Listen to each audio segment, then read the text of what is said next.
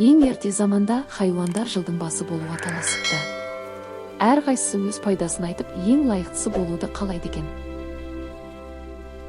Мен алысты жақын қыламын. Күшімді көреді, сүтімді ішеді, қылыма шейін арқан жібеседі. Адамға менен пайдалы мал жоқ. Сол себепті жыл ағасы мен боламын.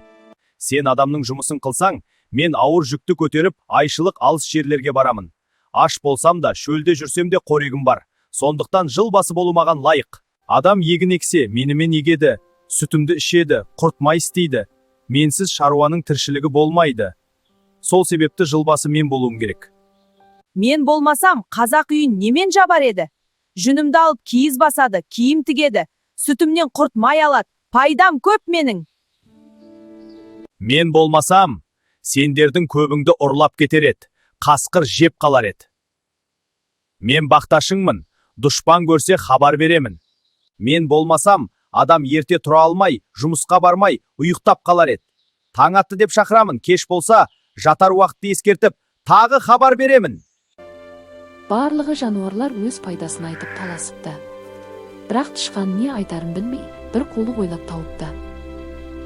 Бұл таластан еш нәрсе өнбес. Менде бір ой бар. Кім жылды бірінші көрсе, сол жыл басы болсын. Барлық жануарлар көздерін түйіп, жыл басын бақылап тұрған екен. Түйе өзінің бойына сеніп: Менен бұрын кім көреді?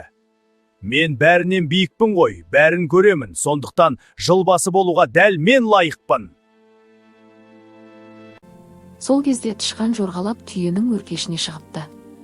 Барлығы біз көреміз деп айқайлап тұрса да, ең биікте отырған тышқанды көріп, ештеңе айта алмай қалыпты.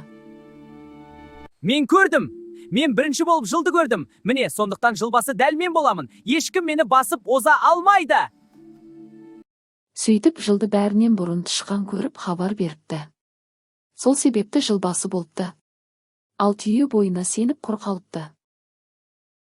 Міне, достар, кейде кішкентай болсақ та, ақылмен, зерекпен үлкендерді жеңуге болар екен.